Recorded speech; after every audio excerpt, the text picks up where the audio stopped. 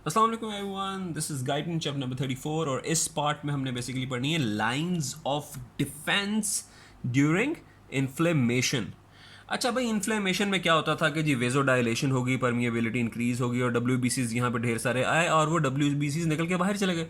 तो बेसिक मकसद इन्फ्लेमेशन का ये हुआ कि जिस भी फॉरेन इन्वेडर ने लोकल टिश्यू इंजरी करवाई है, अब हम चाह रहे हैं कि भाई उस जगह पे ढेर सारे डब्ल्यू बी सीज आ जाएं। इन्फ्लेमेशन करने का मकसद है कि उस जगह पे ढेर सारे डब्ल्यू बी सीज आ जाएं और वो उन फॉरेन इन्वेडर्स के साथ वहाँ पे लड़ाई करके उन्हें मार दें, उन्हें खा जाएं।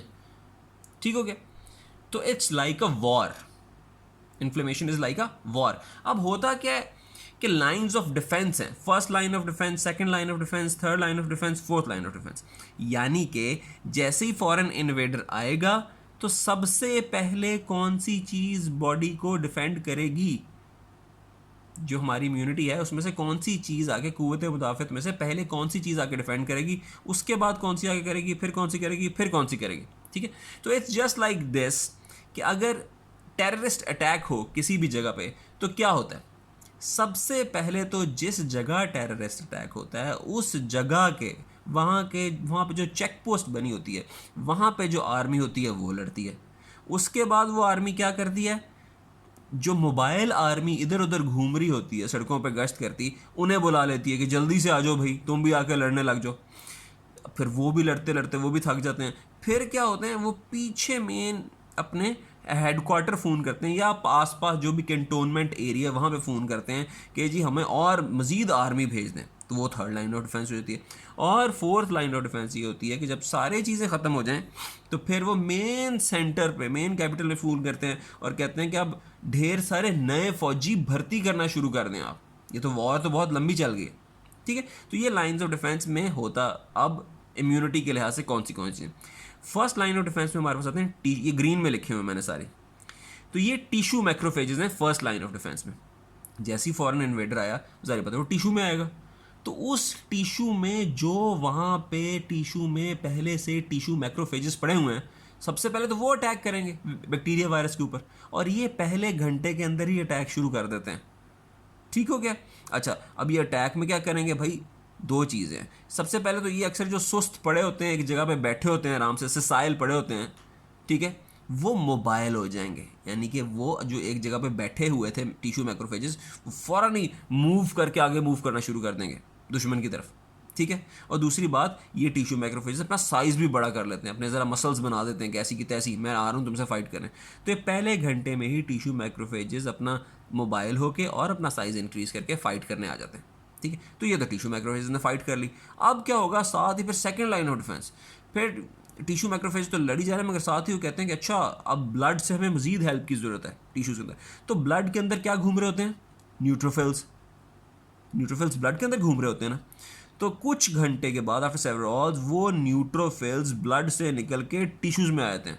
ना सिर्फ टिश्यू में आते हैं बल्कि उन न्यूट्रोफिल्स का नंबर भी बढ़ जाता है और increase in number of neutrophils को हम कहते हैं neutrophilia.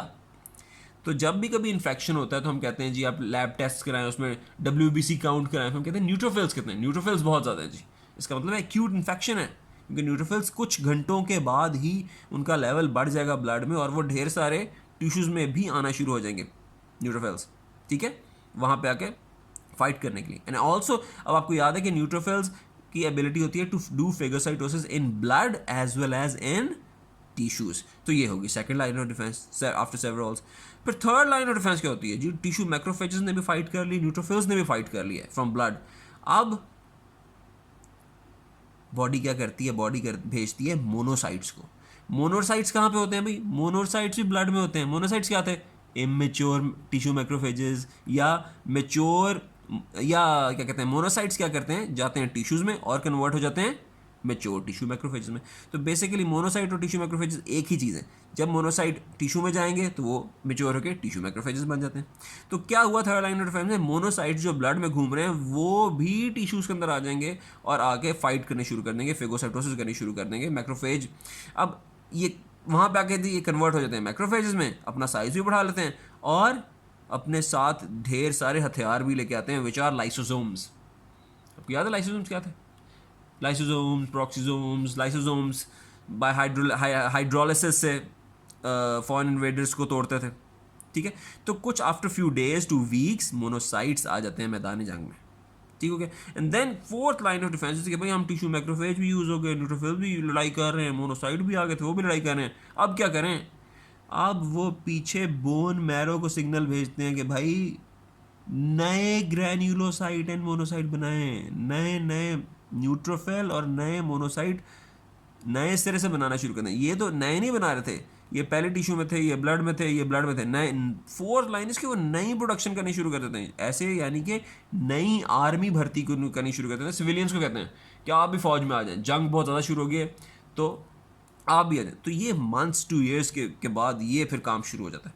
So these are first, second, third and fourth lines of defence. First is tissue macrophages, second is neutrophils from blood, third is monocytes from blood entering tissues, and fourth is increased production of granulocytes and monocytes from bone marrow। तो भाई अब ये तो हो गई lines of defence.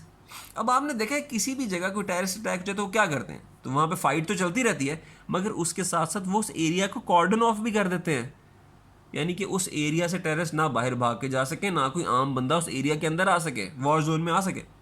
तो ये वॉलिंग of कर देते हैं उस एरिया की। तो ये वॉलिंग ऑफ एग्जैक्टली इसी तरह इन्फ्लेमेशन में भी हो रही है।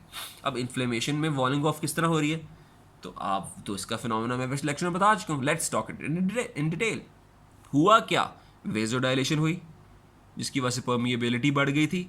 परमिएबिलिटी बढ़ने से क्या हुआ कि वहाँ पे प्रोटीन्स लीक करना शुरू कर गई और उन प्रोटीन्स में फाइब्रिनोजन भी लीक कर गई इनटू इंटरस्टिशियल टिश्यूज़। और वो फाइब्रिनोजन जब लीक कर गई इंटरस्टिशियल टिश्यू, तो फाइब्रिनोजन का काम क्या है, फाइब्रिनोजन तो क्लॉट बना देती है। तो जिस एरिया में इन्फेक्शन हुआ, फॉर इंस्टेंस ये, उसके इर्द गिर्द फाइब्रिनोजन एक क्लॉट बना देती है, टिश्यू स्पेसेस में भी, लिम्फेटिक्स में भी, ताकि उस एरिया को ब्लॉक कर दें ताकि इन्फेक्शन फैल ना सके। बट तो वो फैलेगा नहीं, ठीक है। अब ये बहुत इंटरेस्टिंग पॉइंट है। अगर तो कोई बहुत हाईली टॉक्सिक सब्सटेंस आ गया जैसे कि स्टेफिलोकोकाई, तो स्टेफिलोकोकाई चूंकि बहुत ज़्यादा टॉक्सिसिटी होती है स्टेफिलोकोकस की, ठीक है, तो बॉडी को सिग्नल बड़ा ज़बरदस्त जाता है कि वो स्टेफिलोकोकाई आ गया, ये फैल गया ना तो उसने बंदे को मार देना है। तो बॉडी बड़ा ज़बरदस्त इन्फ्लेमेशन करा के बड़ी ज़बरदस्त वॉलिंग ऑफ इफेक्ट कर देती है, बड़ी ज़बरदस्त ख़तरनाक दहशतगर्द आ गया तो जल्दी से भाई जल्दी से वॉल ऑफ कर दो इस एरिया को, ठीक है। अब second cases of streptococci. Streptococci इतना ज़्यादा टॉक्सिक नहीं होता, ये छोटा सा दहशतगर्द है। तो बॉडी का जो रिस्पॉन्स होता है ना वॉल ऑफ करने का, ये बड़ा थोड़ा होता है, ठीक है। अब आप मुझे बताएं कि स्टेफिलोकोकाई के फैलने का चांस ज़्यादा है या स्ट्रेप्टोकोकाई के फैलने का चांस ज़्यादा है। फाइनली ज़्यादा ख़तरा बॉडी को किससे होगा, या कौन ज़्यादा फाइनली बॉडी को नुकसान पहुंचा देगा, स्टेफिलोकोकाई या स्ट्रेप्टोकोकाई। अब आप कहेंगे जी स्टेफिलोकोकाई, क्यों, क्योंकि स्टेफिलोकोकाई तो बहुत ज़्यादा टॉक्सिक है। मगर नहीं, द आंसर इज स्ट्रेप्टोकोकाई।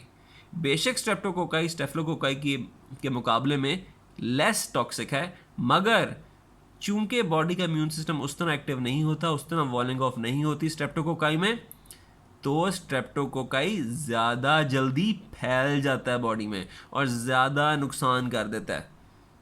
इसीलिए कहते हैं कि मेजर दुश्मन जो कि ऑब्वियस हो, बड़ा हो, उससे बंदा बच जाता है, मगर छोटे छोटे बीच में जो दुश्मन होते हैं वो ज़्यादा नुकसान पहुंचा देते हैं, ठीक है। Same is the case with streptococci because there is decreased walling off effect, okay.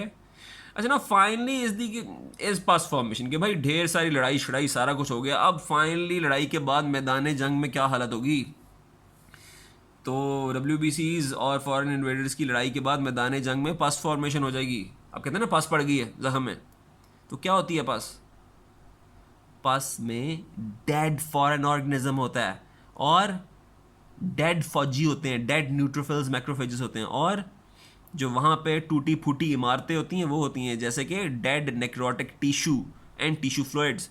तो combination of dead neutrophils macrophages necrotic tissue fluids, ये सारी चीज़ों का कॉम्बिनेशन इज पस। और ये basically it's a post infectious stage, post war मैदान जंग है, ठीक है। So this was inflammation. See you in next lecture.